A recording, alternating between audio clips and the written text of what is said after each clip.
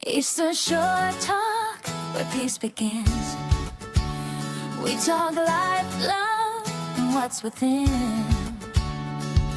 Movies, healing, self-care flow, real talk, safe space, let it grow. Eastern Shore Talk, where hearts unwind. Sip your peace, speak your mind. Eastern Shore Talk, feel the vibe. It's your moment, come alive.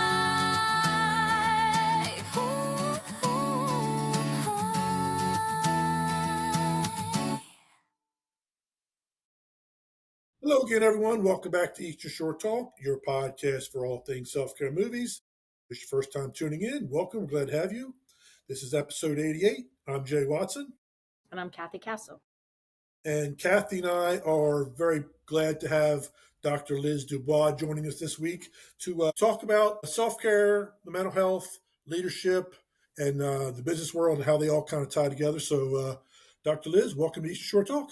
Thank you guys for having me. I'm really happy to be here. And I love the nerdiness, just as someone that thinks about branding a lot. It's your place for self-care and movies. It just makes me really happy that you've got a human component related to nerdiness mixed in with the self-care component. So thank you.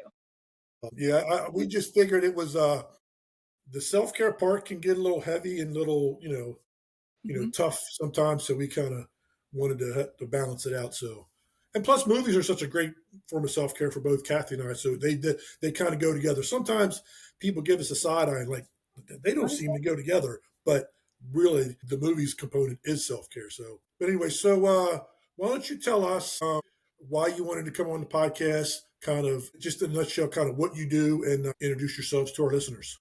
Yeah. Well, hi. Thanks both of you for having me. Thanks to Eastern Shore community that is listening, hopefully. It's kind of like a mixed bag of nuts while I want to be here.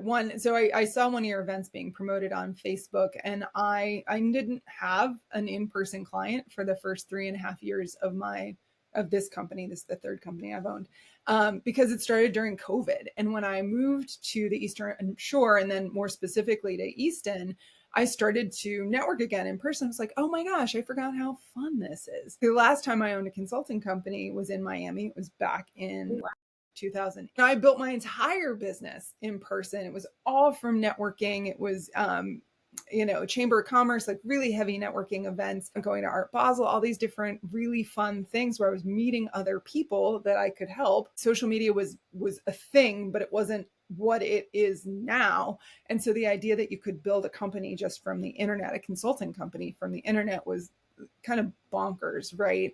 And now, since living in Easton for 3.5 years, I've not just gotten somewhat networked. I'm a Rotarian now. I'm really active in Eastern Shore Business Connections, and having these face-to-face, in-person connections has become a really huge part of, I don't even want to say my self-care, like my happiness. It makes me so happy to run into friends and neighbors. I'm in recovery. I run into people in recovery, and all of these in-person connections just really make me feel very happy and connected. So I wanted to come on here and tell you a little bit about what I do, play a role in helping you guys support other people that are listening, and just, again, make some new friends.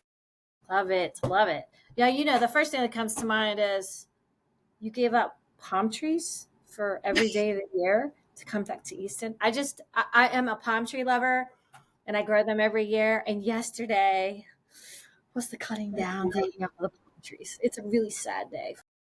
It's funny. I left Miami far before that. My son's dad, who at that time I was engaged to, was going to school at the University of Miami.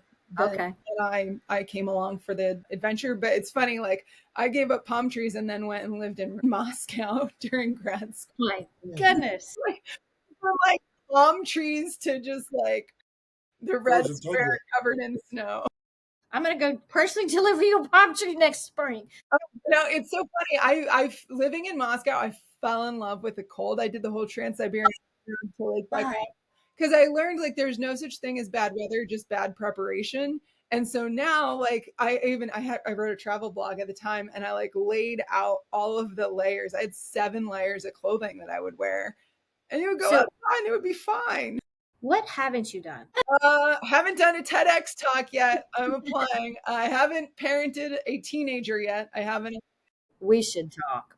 We should not Kathy's about a boy. TED Talk. Maybe I should do a TED Talk about parenting teenagers. Anyway, that's I've another done a conversation. lot of other stuff though. I bought a yacht in the middle of COVID and moved my Of course kids. you did. Of course you did. All right, And I'll give you my number. an old yacht, lest you think I truly loaded.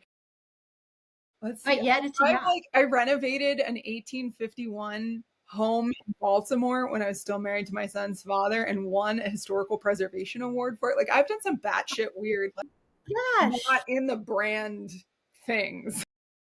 Wow, my life all of a sudden seems very small and boring. But anyway, So I can imagine, Dr. Liz, your self care kind of comes from everywhere because you seem to want to my touch a God. little bit of everything with your self care and enjoyment things. And, you know, it's funny you say that. I have a really regimented structure that I have found to be kind of like very wash, rinse, repeat. That I like that. I like it. I'll be like, you know, somewhat open in this space and say I have bipolar 1. I was diagnosed in December of 2004. I've never once gone off medication. This is my little med bag. It goes with me. If I go over the bridge, I'm like, the Bay Bridge might shut down and I might not have my like just everyone in my family knows is the med bag in the car because it's that bridge is a whole thing. Yeah, it's just this is what I do, right? Everybody's like, no carbs. I eat some carbs at night right before bed because I can't keep the medicine down without them. Well, look, my son, I get it. My son is a type 1 diabetic, Mhm. and I'm looking his red bag. It's Yeah. right over here. He has a red bag. It's a backpack. It's a Kipling backpack. You might want to adopt the Kipling products. I love those back. Oh my gosh, I'm obsessed with them. Anyway, that thing goes everywhere. Now, it might be in his car, but he's got the peanut allergy. He's got the diabetes. So I am ready for, war in that bag. There's carbs in it. There's all kinds of things. So I get it. Take your bag. Pack your bag. Yeah. So self-care looks to me kind of twofold. One, I have a really, really good doctor. He's out here on the Eastern Shore. If you want that recommendation, I'm happy to connect you. Shoot an email to just Dr. Liz at drlizdubois.com. I've got an amazing doctor. I've got a really good therapist who's right here in Easton. I think of my bipolarity, which tends to run towards mania, as this big, like black, shaggy, friendly dog. And it's got two leashes on it, one held by my therapist and one held by my psychiatrist. And if either one of those... Hold a minute. I have never heard that described like that. A big shaggy dog. It's a big shaggy dog. And this is going to sound maybe weird to people. A big black shaggy dog. I don't know why black. I like black a lot. From living in Moscow. For me, my bipolarity is a superpower. And I know that's become kind of this like kitschy buzzword right now. Like, my bipolarity, I credit a lot of my creativity to it, a lot of my drive, right? They talk about like feelings of grandeur. Like, I don't know that I have feelings of grandeur, but from a really young age, I had a very clear sense of like, I'm going far. My best friend and I have been best friends since we were very young. She has a core memory of me meeting me for the first time when I was 8. And I was like, I'm going to be the president when I grow up. Right. And not for one time. We're both 42 now. And when of what? Well, I don't know that I specified, but when I first started seriously entertaining the possibility of running for office, I called her and she goes, I've been waiting for this for 3 decades. And I was like, okay. So my big black shaggy dog, I really appreciate what my bipolarity brings into my life. And if it gets off the leash, I start to cycle, right? I'm a person that even on medication, I cycle. I can go manic and hypomanic and a little bit depressed and a lot of bit depressed. And it's just kind of how it is. If I don't have a psychiatrist on one leash and a therapist on the other, that black dog starts to get really, really, really unruly and can get really, really dangerous really fast. So that is, I think, probably one of the big, I think of it as like this bar stool, self-care bar stool, if you will. That's one of the big legs of that, is that I have those 2 mental health providers. The next is my recovery. I'm in recovery from Xanax and marijuana and alcohol. I just celebrated 19 years of freedom from alcohol. Congratulations. Yeah. Thank you. Thank you. So my clean time, my sobriety, call it whatever you want, staying away from drugs and alcohol is another one of those bar stool pegs, and then meditation and EFT. If you're familiar with tapping, I tap a couple of times a week, sometimes in my car. I'm sorry, police officers. Sorry, drivers. I'll be like really upset about something and I'll be like tapping and driving, I'm sure. I gotta get this. Yeah. Yeah, I'm really upset. And then the final one is kind of how I take care of my body. So I go for a walk every morning. This is not a glamorous, like, I'm getting fit. I put on my boyfriend's shoes because they're more comfortable than mine. And I just walk around my neighborhood for as long as I have time. And sometimes I do one cul-de-sac, and sometimes I do everything in the neighborhood.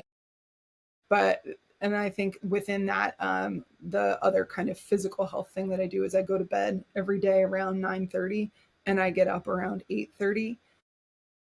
If you're not, I don't know if you both are familiar, but if you're listening to this and you have bipolar disorder, or you struggle with kind of mood swings in general, or PMDD or whatever, there's a great framework from a TED Talk. I think it's Living with Bipolar or something like that.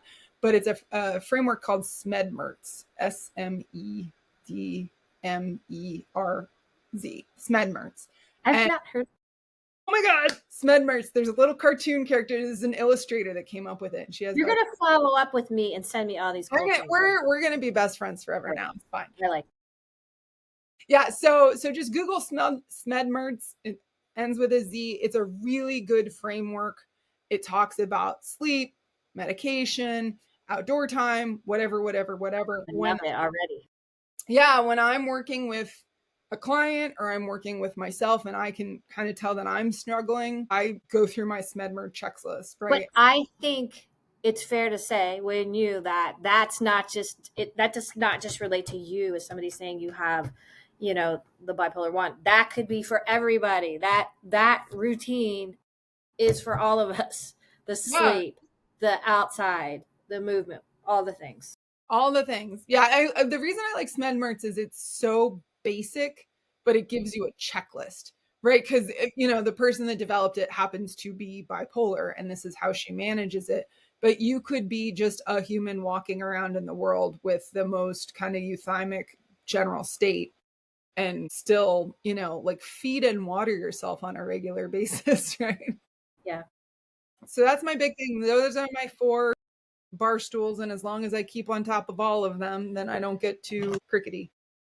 I like it. I love that you know that about yourself and what you need and that you have a good practice. I love it. So real quick, before we really dive in, Dr. Liz, speaking of so many diverse things you've done, I've got to ask, we talked about it before we came on, the Disney and iHeartRadio alumnus part of your bio that you've hooked me with, and I'm sure others. So talk about that a little bit real quick. Yeah, you're welcome. It's so funny. I just started talking about that publicly because I thought it was like a little bit bravado to be like, oh, I worked for the Walt Disney World Company in marketing, and I worked for iHeartRadio, and my boyfriend was like, what? That's the whole reason you go do something like that is you can stick it on your resume, right? Okay, so again, when I was 8, I guess I was being ambitious in all things. I was on the ferry from the transportation and ticketing and transportation at Walt Disney World on the way to the Magic Kingdom.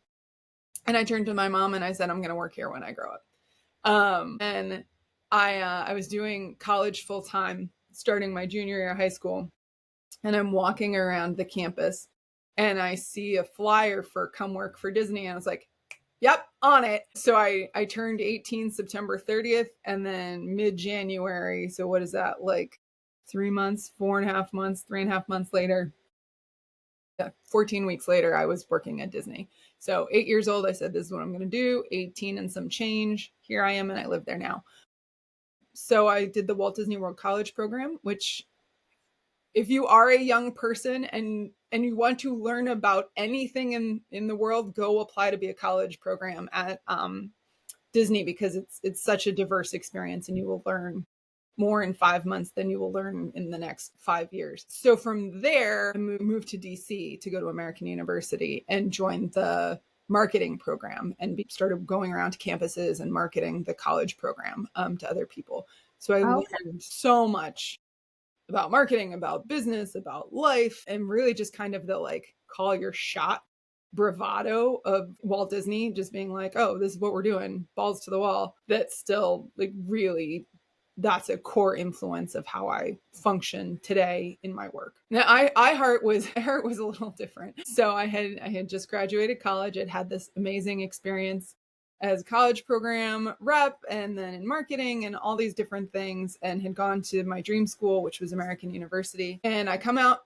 and I have no job. I had applied to 200 jobs. I was a print journalism major, and the day Facebook was invented, my journalism 101 teacher, whatever the course was, she walks in and she goes, "We don't know what happens in this industry anymore, so good luck."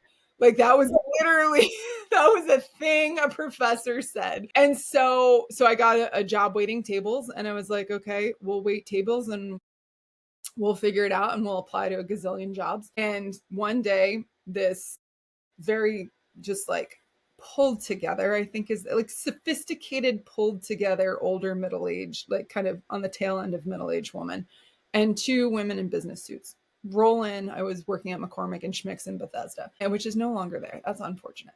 But so this lady walks in, and I was done waiting tables. I was like, I have $100,000 education. I've worked for one of the most iconic companies on the planet. Screw. What am I doing? I was like done. I was really, really done. And so this lady puts her business card out on the table, and it's for Wash FM, which is a very, very big, popular station. And it said like general sales manager or something. And I was like on it. So I just sell the shit out of this table. I'm like this and this and this. And I just like fucking killed it. And she hands me her card at the end, and she goes, "You're a great salesperson. I want to hire you. Come, Wow. send me your resume tonight." So I went home and I Googled how to write a cover letter. For $100,000, American University never taught me how to do that. And I sent her my resume and a cover letter, and I went to her office in Rockville the next day, and that's where iHeartRadio still is. And she hired me on the spot, and she said, "This 100% commission sales job." And I was like, "Well, do I have to wait tables?" She's like, "No." Right, I didn't actually ask that, but that was how I started iHeart. It was called Clear Channel at the time, and that was a really difficult place for self-care. That was a company that when I started there was led by a regional manager that was really lovely, and he resigned to go work for Benazir at, I think, the Red Sox. No, what are they called? They were called the Redskins. That's what it was. Overnight, it just Yeah. it became a horrible place to work, like really, really, really toxic. And prior to that change, if someone left the company, everyone would get an email saying, blah, blah has left the company. We wish her all the best. What a lovely person. Fly free. Good luck. And they had so many people leaving so fast that they stopped sending those emails. And I don't know if that was because they couldn't keep up with the volume, or they were just really embarrassed that they had such horrible work culture that people just didn't want to be there anymore. And so through that, I learned a lot about cutting your losses, right? Because I had really built, I was doing great. I was really doing great for someone who was 22 years old. And I just like hung on longer than anyone else who had been in my like HR cohort, right? We'd all gotten hired together, and it was just me and one other girl. And it was just like toxic and abusive and awful. I had no, I like so badly want to say his name, I won't. A higher up person who is still there, who has become ever more higher up. Like we all went out as a group one night. I didn't drink. I had gotten sober already. And he was fucking hammered. And I tried to help him get in a cab. We were in Georgetown. And I'm like trying to help him in and stuff. And he got so angry at me. Like, stop, fat bitch. Like, it was bad. It was bad. It was bad. I was quite overweight at the time. And it was just like such this different vibe than when it was a place where the general managers went to your kids' christening, right? Or to your wedding. Like, it just became such a toxic place. And hope that I have learned a lot about when to just cut bait, right? And not be like, "Oh, I've built something here." Like, okay, maybe I have, but is it worth staying for. And I've been so lucky. The last job that I had before I started my own firm was with Z Family Law in Rockville. And that started 7 years and a week ago. And the impact of having a good culture is so tangible. And one of the things that I point out to people is, in that job, in moments where I was not in a stable place, I could tell I was rocking and rolling. They prioritized my mental health. Their owner, Christy Zlatkis, who's one of the most brilliant attorneys in the country, she would say to me, like, you need to go see your doctor. Go see your doctor now. And when I think about what that has done in terms of them becoming a company, they're on the Inc.'s like top list last year. I think they were the 1,098th company like growing in the country, not just law firms, but companies that are growing quickly. And so I think prioritizing and making mental health a component of a corporate culture really does make a difference, right? Because you've got people who are invested, people who are well enough to do their job, and you're not going through like what happened at iHeart, which was just this revolving door around people. They would hire a bunch of folks, they'd all quit because it was awful, and then they'd hire a bunch of folks and they'd all quit. Is this a good time to pause you for a minute? Yeah, I keep talking, sorry. I'm very interested in you saying that, or what you just said about leadership and creating a culture that is really supportive of mental health. So maybe you could share what you think that would look like if someone's really listening and thinking about that for their own organization, or if they work somewhere and they'd like to ask for something to be different. What would that look like? What are some couple basic things? Yeah, I think, I work primarily with people that run the company, right? They either are a C-suite and they're running somebody else's, or they're in a leadership team, or they are themselves the entrepreneur. And so, I want to stick like speaking to what I know, what I will say in terms of kind of like protecting your revenue and protecting turnover, and really having employees who want to stay and want to work hard. As a leader in a company, I think the first thing is to make it very clear that people will not be penalized or looked down upon if they say, hey, I'm struggling and I need something, right? Like creating that from the moment that you're interviewing people, right? Or that you have an online application going, you're able to say, we really prioritize stress management and mental health. Do you agree, if you take this job, that you will promote an environment where people feel welcome and safe? Because that's very different than saying, we're not going to tell anybody that you're struggling, right? Is this a place that's welcome and safe? And that's not to say, like, I will never walk around with a t-shirt on that says I have bipolar disorder, right? At least not at work. But I think that there's a lot to be said for making sure that your people are doing okay. And that gets lost a lot in this kind of like hyper criticism of trigger warnings and stuff like that. And I get it. Like, I have a lot of critiques about what's happening right now in our culture in terms of, I do feel I think maybe that's a full stop. I have a lot of critiques of our culture right now.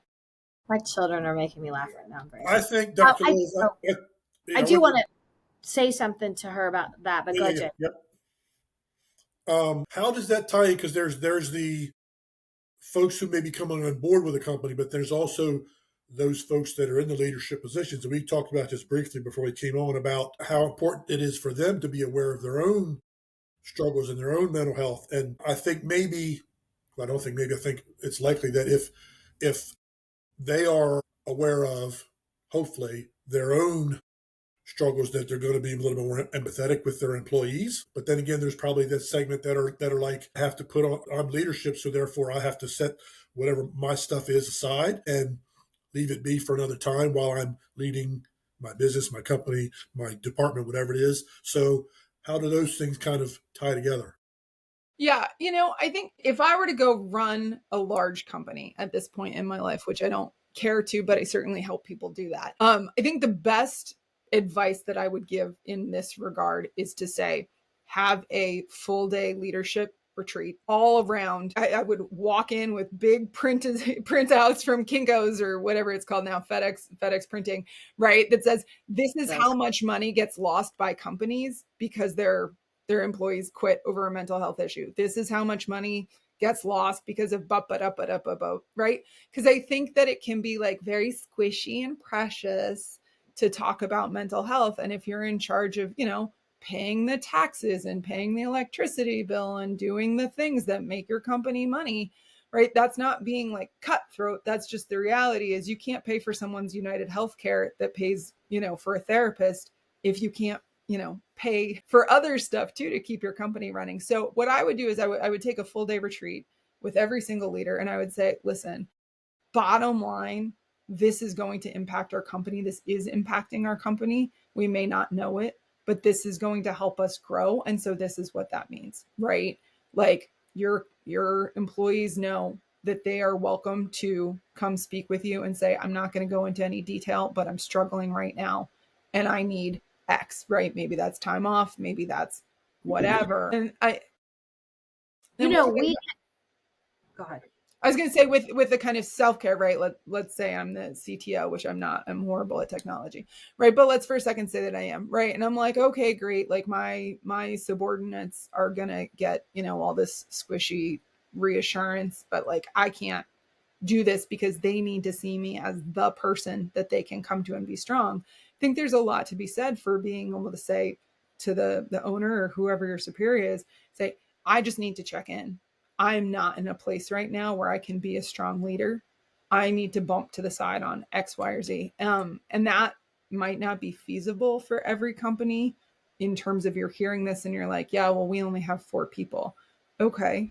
Well, if one of your 4 people needs to have a therapist that they see weekly, I promise you that is far less costly than the possibility of that person being out for 3 months or leaving their job or killing themselves. Well, I obviously work for a mental health company. We've already said that, so I'm probably not we're not a good example, but I will say, I'm coming up on a long time anniversary in February, but I've seen it change, and I'm glad, right? Like I feel like the leadership, they're very taxed, they're very stressed out, and that group pushes themselves. And there's reasons why people have to push themselves in leadership. I get it. I do it to myself. But I feel like people that work for us are much better than they used to be years ago. Much better. People are not afraid to say, I need a mental health day. Whatever. I mean, it's kind of almost a joke at this point in my agency. Go on the Starbucks run. That's like the mental health. Go to Starbucks. We probably keep Starbucks in business, right? Because then you can get yourself together. You're in your car. If you got to have a good cry, you got to call your dad, whatever you got to do, and go get your Starbucks. Go hear your Christmas music this time of year at Starbucks, and then come back. But it's okay. It's not like we're going to fire you because you've got to go to Starbucks, or you want to. Or we've tried to. I think people are better at saying, "Look, this is going on. I'm pretty stressed out. I've got a grandma that everybody's taking turns caring for, and is probably gonna not be with us very much longer. Or I'm caring for a young sibling, or I've got trouble in my marriage, and everybody's got so much going on. I mean, it is unreal to me, and people are so stressed and trying to put the mask on of, hi, here I am. Right. I'm Joe Walker, and I'm going to help other people, but they can't even help themselves. So, I mean, again, it's probably not fair because I work for a mental health company, and if people are listening that work for my company, maybe they disagree with me. I don't know, but I'm glad that people feel comfortable in a better space to be able to say, I'm struggling today for whatever the reason is, and that they need to do what they need. What are your, both of you, Cathy, you as a leader, and Dr. Liz, you as coaching leaders, while I think we would all agree that whether you're the owner in a leadership position, an employee, that our self-care and mental health is important for everyone in that group, is there, and there's probably a difference in perception as far as how much maybe the owner of a Fortune 500 company may be public about their struggles for, because, for reasons that are legitimate. But I think that person should still be paying attention to their struggles and dealing with them privately if need be. Then that's probably, look, I've never been anywhere remotely close to being in that position, so I wouldn't know. But I can imagine that there's probably a tough balancing act. A, to even acknowledge that you're struggling with your mental health, and B, to you're a Fortune 500 company, so therefore you're to some degree you're in the public eye. Your company's in the public eye, and as the representative of that company, do you really want to show that? And I can see both sides of that. Where and there have been CEOs and big large company owners who have come forward and said, "Hey, I struggle with X, Y, and Z," and it's been received great. I'm sure there have been many, many others who have not that we will never know about. Just your thoughts on like the in the top levels, A, handling it individually, and B, the value or not the value in publicizing that. Do you want to tackle that Sure. from a coach? I know that was a long way to go for a question. No, it's good. I think for me personally, the weight of not being open about it became far more pain in the ass heavy than the weight of starting to talk about it and worry about stigma. There's experiences that I haven't shared that I probably won't share at any point publicly, simply because I don't want to. There's going to be aspects of stigma, and then there's going to be aspects of like that was really personal. That was private. Yeah. Yeah, it was private, right? And then I think that there's kind of like the more low grade stuff. I want to say low grade, right? Like disclosing a diagnosis. It was a CEO or as, a kind of middle management, higher management. You don't have to say anything about like the particular flavor of thing that you've got going on. You can just say, I'm going through a difficult time right now. And if It's a people good point. yeah, if people press you on it and they're like, well, what does that mean? You can be like, for my own personal boundary, I'm not going to talk about it at work. I would hope somebody wouldn't, or somebody could. Well, let's take that. Let's role play that. If you said, "I got some things going on right now, and I care about you," and I say, "What's going on?" and then, which is maybe a common thing for somebody to say, and then you could shut it down really quickly and just say, yeah, it's just literally a lot going on. I feel kind of stressed right now. Like there's probably things you could say, and then you don't have to like, here it is. Here's the whole shoot match. You could say just what you said. I just have a lot going on. I'm struggling. Now, Jay, I had a conversation with him yesterday, and I was having a bad day yesterday, and I was, I didn't get into every detail of my day, but I was like, look, X, Y, and Z is going on, but I have a relationship with him, a friendship, and I could tell him and know a safe place to land it. The way that I coach people through this, right? They're a leader of X capacity, right? And I coach people that have gone through intense psychiatric experiences and have gone on to continue to lead amazing companies or start amazing companies. So just to kind of like underscore there that like, despite stigma, like being crazy doesn't mean you're crazy. Having a medical, mental health diagnosis doesn't mean you're nuts and incapable of doing incredible things. So this is how I coach people through it. I say there's concentric circles, right? You got here, here, and here, right? Here, this internal, like this innermost circle, that is your mom. It is your best friend. It is the people that love you. And if you had, explosive diarrhea and you needed someone to give kaopectate, you could text them and say, oh my God, I am killing everything in my house. Please go get me kaopectate. You know what I'm gonna remember from this conversation? Explosive diarrhea and the shaggy dog with the 20 years ago when I was diagnosed, 21 years ago when I was diagnosed, it was more comfortable to say to it, like I would have had more comfort being like, I'm so sorry, I have to go home, I have diarrhea, versus like I have bipolar. I'm just laughing. I feel the difference, like what you're talking about, this kind of like progression, the shedding that we have of where we're talking about these things. And that's a positive, but this concentric circle, they're the ones who you tell your shit to. I call it my early warning tsunami system, right? And it's like 6 people. They're all on a group.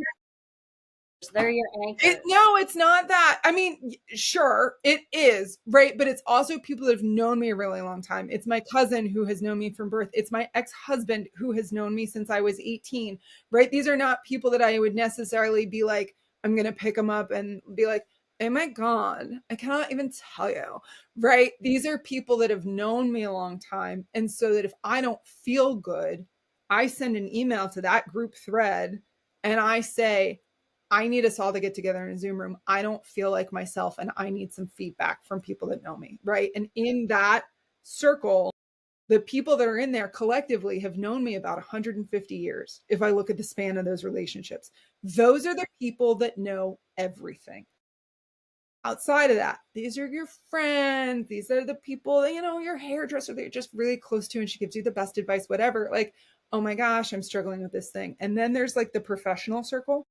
And for that, you have an elevator pitch, the same as if you're going to a networking event at the Chamber of Commerce. And that elevator pitch is, I am so sorry. I'm actually going to need an extended deadline. I have a lot going on at the moment and I just need to take some personal space.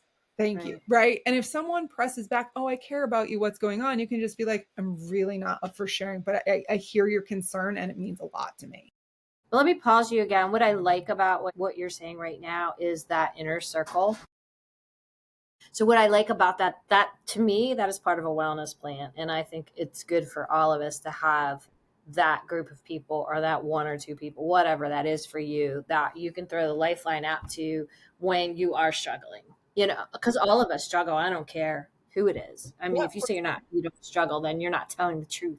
But I mean, it's so helpful to have people that know you that well, that you can dump your junk and then walk away feeling a bit better. So I love that that's part of your wellness plan. Yeah, absolutely. And that everybody doesn't need that narrative. I love that too. Everybody doesn't need that. These people. And the tighter the circle is the bigger the story is, the more in depth the story gets. As you get out from the target on the dartboard, the less detailed it is. Yeah, 100%, 100%. And I think the big thing with like mental illness is because of internalized stigma, right? Because the stories that we're taught about what it means to be crazy, there's an element of defensiveness that comes with this, which is like, I have to prove that I can still do my job, right?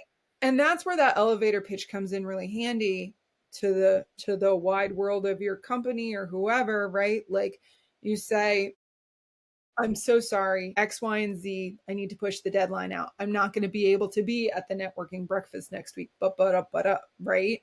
Like it's very tight to that manager. They might go in that, inter circle where you say, listen, I'm struggling with my mental health. I don't necessarily want to discuss a diagnosis, but I need some accommodation, right? And reminding yourself that the Americans with Disability Act protects you, right, for most major mental health concerns in the United States. I'm not a lawyer, right? Don't come after me. But looking up that Americans with Disabilities Act and saying, do I have a protected issue here? So that if I go to my manager and I say, I'm having a medical concern, I don't really want to share details, but this is what I need, right? And then I just said something in there that I want to kind of highlight. Your mental health is a medical issue. Not issue necessary, right? And so like when I tell people I have bipolar disorder, I don't think of bipolar disorder as a mental health disorder. I think of it as it's a medical condition. My brain is part of my body, turns out, right? It is just like any other organ of your body. Right, exactly. And if I had like multiple sclerosis or some other like horrible life-threatening illness, right? 1 in 5 people with bipolar disorder kill themselves. It's more fatal than breast cancer and testicular cancer combined. It's fatal illness, right? If I had a fatal illness of any other flavor, I would have compassion and support, right? And so I choose to not talk about this as a mental health issue. We like to call it brain health. I'm struggling with my brain health. Yeah. I know people that like to say it that way. However you want to say it, I think what's important is that you find a lens or a narrative or an angle, however you want to think about it, that makes you feel like normal, right? And deserving of care as opposed to broken. Because I know for my own journey and for the work that I do with a lot of different people from all different countries, there's this element of I'm defective and I need to compensate, right? And that's when people get on this really dangerous hamster wheel of, I just need to keep achieving, because if I achieve a bunch, then I'll be able to prove I'm good enough. And that drive for kind of frenetic achievement leads to further mental illness conditions, right? Or I should say flare ups, right? This is one of the many things that I find very cool about this podcast is, like, before talking with Matt having visited several Hi, times, Brett. I knew little to nothing about bipolar disorder until, Matt talking about it himself. And our big thing, well, one of our big goals with the podcast, Dr. Liz, is let's normalize conversations about X, Y, and Z. And there's probably several someones who's listening right now that's like me prior to Matt, who doesn't know little nothing about bipolar. But it's, that's just one area of this, Kathy calls it brain health. Well, I like to say wellness because that's kind of the big giant umbrella. And not that they're the same in a lot of ways, but once upon a time, there was this uncomfortableness in talking about women with breast cancer and getting mammograms. There was a time 20, 30 years ago where that was a taboo in a different way. Let's just put it that way. It was not spoken about. Where now it's like, it's kind of become part of the vernacular of women taking care of themselves in a general sense. So, that took forever and a day. Just, I love learning about anything. So if I'm learning about the overall wellness umbrella, I love it. So, I just appreciate you telling a piece of your story and kind of threading that into kind of how you have navigated your career and how you've navigated or how you've helped others in the corporate world to navigate. Talking with Marnie kind of talks about leadership in a general sense, although she does work in the corporate world doing trainings. But Marty Stockman. yes, Dr. Marnie Stockman, she kind of says leadership can kind of be shown in different ways. You can be the leader of your church, the leader of your family. And as we're talking, and I'm thinking about the term stigma, I was kind of thinking about my own question about how these folks in leadership positions, especially in companies that are in the public eye, who will be perceived a certain way. There's kind of the flip side of that, where if you're the leader of your family, let's just say you're a male head of household of a family, and you learn prior to not deal with your whatever issue, physical issues, mind, body, soul issues. I'll just use the wellness umbrella again. Well, now you're perpetuating that lack of taking care of yourself. So there's that trickiness where I don't want to be stigmatized. Really, as I'm trying to talk about an evolved sense of leadership beyond what is real, because if it were that way, it wouldn't be needed. In other words, it's tricky because you're giving a bad example by not taking care of yourself, and now you're diminishing the overall wellness of whatever it is that you're leading, a business, a family, whatever it is. Yeah, 100%. I want to pick out a couple of things that I think were really important to highlight. The first, yeah, this kind of like toxic internalization of the best way to be a leader is to just kind of keep it all inside and swallow it up. So true. Yeah, I think the military, is specifically the veteran community, is doing a really, really, really, really good job of fostering conversations around mental health for veterans, and making that a thing that's visible. And I think it's providing a good, like a model that could be replicated in terms of speaking about mental health in a way that is very concrete, right? Like I think there's a couple of, I'm trying to think where these billboards were. I think they were in Delaware, but it's just kind of like very vague references to mental health, where it's like, you break the cycle and you're empowered and this and that. And what I think, like, one, I hate the word empowered, it's vague. And then two, it doesn't actually give an action item. It just says like, mental health matters. And what I think the veteran community is doing really, really well is they say 22 people are going to kill themselves today because of their PTSD, right? That's what's going to happen. 22 people are going to kill themselves today. And making it very, very, very concrete, I think, has been a really effective method for raising awareness, not just of what's actually happening, but of services and support and the need for services and support, which of course means funding. And so I think that's a really good model in terms of how do we break this open in terms of like, you can't be a man, they man. That's I would say that's one area where men are better about communicating their issues. Not to say that there aren't veterans that come back from having been in Afghanistan that still have trouble communicating, but compared to the general public, males in the military are a little bit better with dealing expressing than most. I'll say this to both of you. I mean, and I'm not by any means knocking this statement, but over the last couple years, I'm like, we've gotten better about saying, we use the phrase, and we can change this however you want to say it, that it's okay to not be okay. We've seen it on t-shirts, billboards, whatever, and I'm glad we're there. But I'm like, I'm ready. What are we going to do about that? Okay, if Yes. everybody's saying I'm not okay, we've assessed that. I can assess that myself. But what are we going to do?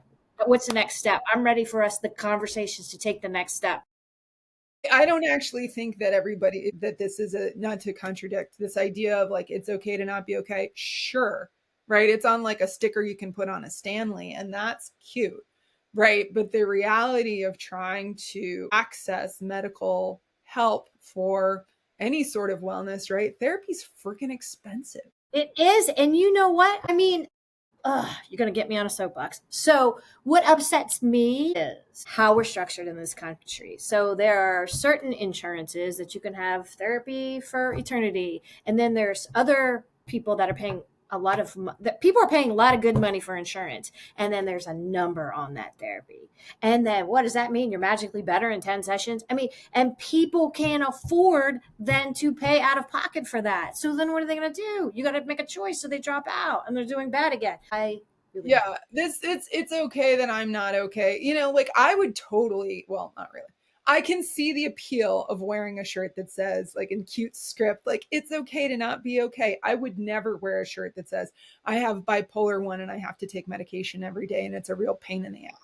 Right? Like one of those things, oh my God, I love your shirt. Where did you get it? And the other is like, stay away from the Sean, go over there, right? Like mommy's gonna just move the shopping cart, right? Because like, what is this crazy person gonna do? I know what we're trying to do. We're trying to normalize it by saying it's all right to say it. You don't have to pretend you're perfect. It's okay to say you're not. It's the softest way to say it, with good intentions. There's the softest way. They wanted to ease into publicly putting a face to. I don't. And maybe the next step we said you say what's next, and I say all the time, now what? My thing is now what? Okay, I went through X, Y, and Z. Now what? So there's that. We've been on the it's okay not to be okay ride for a little while. How what's the next? Not knocking anybody that's trying to help people. No, by the way. It was better than nothing. It was better than not saying anything about it at all. But that was kind of they're easing into okay, but there's branches to that, and as I'm thinking about just it's okay not to be okay. It's you're not lesser if you're dealing with X, Y, and Z. It's kind of a more specific way to put it, or you know, you're not you're just everybody struggles is a way to put that's it there's a lot of things that are wrapped up into that. They wanted to generalize it and present it softly. Let's like a soft launch.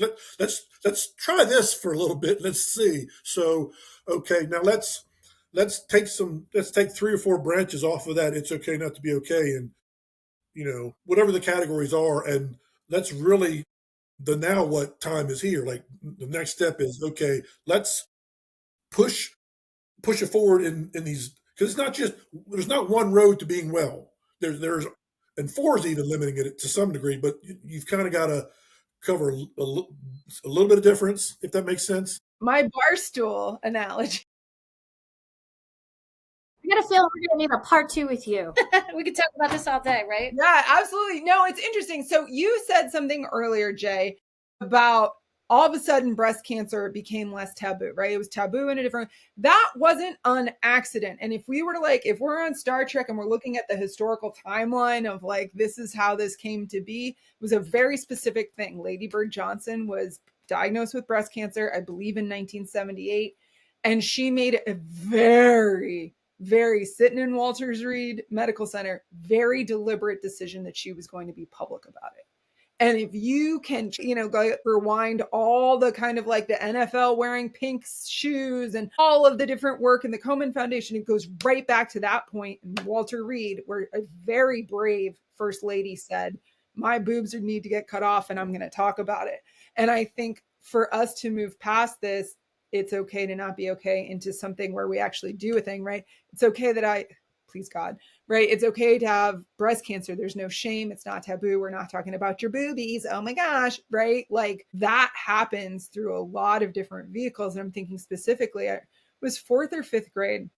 One of the teachers in my grade was diagnosed with breast cancer. And the female teachers started talking to the female students about breast self-exams. And they're like, hey, all y'all are going to get your periods in not too long. This is what this means. And I remember, I don't remember the teacher's name, but she said Miss Blah was not on the sofa feeling herself up. She saved her own life. And that, I was in middle school. That has stuck with me. I'm 42 years old. And I think one of the things that helped me feel a lot better about my diagnosis was learning about other famous people that have bipolar disorder. Selena Gomez and Catherine Zeta-Jones and Winston Churchill and, right. Abraham Lincoln, all these incredible people. And I think if we were to have and all these my son's in 6th grade, they have all these weeks, right? Where it's drug awareness week and mental health awareness week. I reached out to the elementary school and I said, hey, this is who I am. I'm Liam's mom. And this is who I am. And this is what I talk about. And I do it publicly for a living. And I'm happy to come give a kid-friendly talk on mental illness. And they said, no, we're not going to talk to the students about that. Right. So they had this whole week of, we're going to color yellow ribbons and all this other stuff, but they didn't have an actual conversation about mental illness. Right. We have to take this out of this very it's okay to not be okay and blah, blah, blah, and make it, we have better access to therapy. We have, we have community wellness programs where every Tuesday, everybody comes out and we take a walk together and it's free or whatever. These sorts of things that fall in a SMERTS framework, they don't have to cost a lot of money, but we have to stop being cutesy about it. Fair. Speaking of Disney Pixar found a way to talk about mental illness with Inside Out 2, introducing anxiety as the new. Still need to watch. Fantastically done. Kathy, it draws. I know. It draws from parts psychology. You're going to die. It's amazing. I need to watch it. It's research grounded. I'm smacking my 11-year-old on the hand at the movie theater, being Liam, this is a real thing. This is what they actually teach you in grad school. I'm watching it, Dr. Liz, and I'm thinking, sure, yes, it's a Disney Pixar movie and it's geared towards children. However, every child has a parent that's with them because they have to be watching this movie. And I'm thinking, there are adults that need to see this presented in this way right now. One of my favorite movies as far as a message. And it wasn't these bright neon anxiety flashing things, but it was kind of within the framework of the overall story, and anxiety was part of everything that was going on in the brain, and it was a partner with all the emotions, and it wasn't made out to be the villain of the movie. It was just part of it. And it was perfectly done. So perfectly done. It was perfectly done. Yeah, this is a good segue, right? What's that? This is a good segue, right? Yeah, absolutely. That's it. Did you set that up? I did that on purpose. Okay.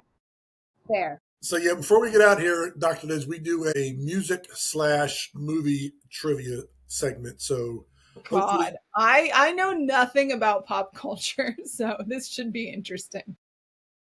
So did you come up with a question yourself or no? Did I come up with a question? Yeah. Absolutely. Okay. Yeah. So go ahead. What's your question? We'll let our guests go first. Who was the hottest character when you were a young girl growing up in Disney's Newsies? No, I did not see that. Oh my God. I was just at a family wedding this past week. I'm just going to guess. I'm not sure. I'm just going to guess. I got one, Jay. I'm just going to say Prince Charming because that's just the typical traditional. You mean the name of an actor, right? No, I don't. No, So I was at this family wedding this weekend, and I was like reminiscing with people that I've known since I was 8 years old, and we got on this movie topic that we'd been obsessed with. And one of the children, who is now 16, walks in the room and goes, "Oh my God, Mom, I can't with this movie," because we'd like forced our offspring to watch it so many times. His name is Spot Collins. He was my first crush. I was 9 years old. Thank you very much. Yeah, I wouldn't have got it. All right, Cathy, go ahead. All right, ready? I'm in the theme of Thanksgiving. Okay, this is a movie. Oh, I have to read my own handwriting, which is sometimes not good. What? Okay, think of Thanksgiving weekend, right? And I'm going to give you three choices. Last year in 2024, I'm going to give you the top three North America highest grossing movies for Thanksgiving weekend. So, I know what number one is, but go ahead. Moana, that's what I want. I want number one. Moana Okay. 2, Wicked, and Gladiator 2. Oh, that's easy. 221 million. All right. You both have an idea? Yeah. Okay. You go first. Oh, I'm let going to her say go. Wicked. Wicked easily. Yeah, Wicked. No. I would have said Wicked. It's not Wicked. It's Moana 2. What the heck? How'd that happen? So here's my theory with this research. So that was Cathy's 2024. theory of the case. So we're gonna have Wicked for good, right? For this Yep. I Thanksgiving. already got my tickets. Yep. My guess is that will then be the highest grossing for that year, and maybe of all time, because they said Moana 2 was the highest grossing Thanksgiving debut ever. Would never have guessed that. And probably, Cathy, if I had to guess, it's because people tried to get tickets for Wicked and it was sold out, so they just bought tickets from Moana 2. That That's an happened to me. Theory. That's a very interesting theory. We didn't see it. My child and I went to go see it, and we're like ordering the tickets on the screen, boop, boop, boop, boop thing. And it was totally sold out. And I said, "Well, do you want to just go see Moana 2?" And he went, "No, not really." And we left. We were like, "We don't want to go see Moana." You are probably right. Anyway, there you go. I will say, remember this, Cathy, when I called you and I said, I've never seen all 6 screens at Easton Friday and Saturday, all 6 sold out 2 days in a row ever. And that was because those 3 big blockbusters were all at the same time. This is going to be wild for this next one. You know that, right? Anyway, go ahead, yours. Because you were coming on, Dr. Liz, I figured I'd throw a movie adjacent Disney question. I think, Cathy, you might have said something about this, so you might get this. So what mini feature was the first? What was the name of the mini feature where Mickey Mouse was first introduced? Me? Either one of you. Steamboat Willie. That's what I would say. Yep. Cathy guessed that last week for another answer for what was Disney's very first ever feature film, which was 1937, Snow White and the Seven Dwarfs. Well, she's got training. Disney makes you go through like a lot of classes before you're like released into the wild to go do your actual job. And one of them is called Traditions. And it's like the 101. And they sit you through all of these courses back. Oh God, this was 23 years ago. And so they brought you to the ESPN Wide World of Sports, and there's all these conferences above the like wherever the other stuff is. And it's just classrooms, and it's got all these like buzzwords on the wall, and it just like synergy, and you see like the Lion King draw illustrations and the Lion King like marketing and the lunchbox and this it's synergy. And they talk about all these core concepts that have made the company not just successful, but successful over time. So if in a tale as old as time, it turns out. Nice. You're welcome. As far as anything you've watched lately, Dr. Liz, anything, it doesn't have to be like super recently, but something that you've watched that you've really enjoyed lately, TV, streaming, movies, it could be any of the above. Yeah. So today is the Marine Corps' 250th birthday. I have the pleasure of having a partner who is a Marine and coaching a lot of Marines. And last night, to get the party started, we watched Full Metal Jacket, which I've never watched. I've never watched, and I've had multiple clients be like, "Oh, hey, maybe you should watch this movie that's all about what I went through." Nobody said it that way. They've been like, "This would be an amazing movie for you to watch." And we watched it last night. I usually go to bed at 9:30. At like 11:15, Doug turned to me and was like, "Do you want to go you want to go to sleep now? I was like, no, I want to watch this. It's amazing. Oh, wow, I haven't seen it. It's this It's family. pretty heavy. It's pretty heavy with some heavy moments in it. Yeah, let's just say that. Yeah, Yeah, absolutely. but yeah, it's a really good movie. Yeah, so that's the one that I watched as recently as last night. And then if you haven't seen Newsies, like get thee to Disney Plus. My goodness, I need to do you it. should Okay, I do it this of Plus. yourselves. We'll try it. Okay, fair. What about you, Kath? So I did go to the movies, and I'm rewatching Stranger Things so that we're mad. Me and one of my kids are madly watching. Well, not one of my other kids is on a different season because we know what's going to happen on Thanksgiving night when they drop them. Somebody's going to run their mouth Thanksgiving Eve. Yeah, about what happened. So we're trying to catch back up. But it's amazing to me what you forget. Like you forget in these streaming shows, and I'm watching it like I've never seen it before. Like, oh my gosh, what do you think's gonna happen? And I'm like, I know what's gonna happen. Why did I just say that? But anyway, and then Marty and I went and saw Jay had suggested "Regretting You," and I think the funniest part of that movie is at some point in time, I look at Marty and I was like, oh my gosh, this movie's about us, and he's like, what?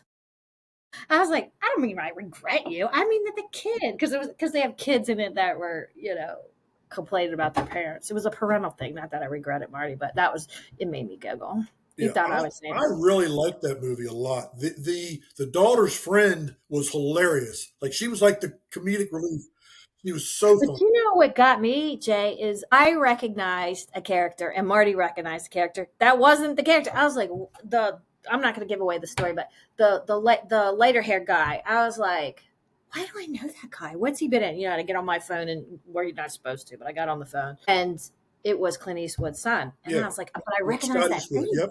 right? Oh. And then Marty's like, is that Franco? Dave Franco. Yep. But what's the brother's name? James. Yeah, James said it's not Bad one. James Yeah, Franco. this guy's the good brother. This one is. I know, right? I'm like, that's not James Franco. He goes, No, yes, it is. That's his brother. Back on the phone again, and it was his brother. But it's just funny, kind of seeing those familiar faces. And with the the brother girl, the teenager, kind of the main character, she has been an actress since she was like 5. And I remember she her. looks familiar to me. McKenna She really Grace. She did a movie with Chris Evans that plays Captain America. He did The mom or the kid? the kid. She played a mathematical savant, and Chris Evans was the father. He was a single dad, and her teacher was Jenny Slate, who was one of the Saturday Night Live actresses. Well, that was actually a cute movie. It was She kind of had a Sydney Sweeney look to her. That girl, young girl, a little bit. She's young. But she's been acting since she was like 5. She's been around. I mean, she's only. I think she's like 20, maybe in real life, 20 or 21. Oh, really? But she's been acting for 15 years, like acting. So you went to the movies, right? I did, and I actually saw the latest Predator movie called Predator Badlands. Oh, Loved it. I didn't even think about that. That was a Predator movie. Really? So good. I even told Chris Moore, our Hollywood buddy, Dr. Liz. We had our high school reunion this past weekend. I saw him Friday night, and he asked me how it was, and I said it's the best one of the whole series of Predator. How many are there? Do you know? There's a lot because then there's Predator versus Alien, and it breaks off. But he then yesterday emailed me and said, "You're onto something," because he saw one of the publications that he gets himself rated it very highly. It was like 90% on Rotten Tomatoes. It got an A- from Daily Variety. He's like, yeah, it did very well at the box office. He's like, yep, you hit the nose on this one. Yeah, so so that was my watch. I've been watching Love Island Australia. I love the accents, and it cracks me up. It just does. It's so funny. Anyway, guys, we appreciate you joining this week's episode of Eastern Shore Talk. Catch you next time. Take care, guys. Have a good one. Toodaloo.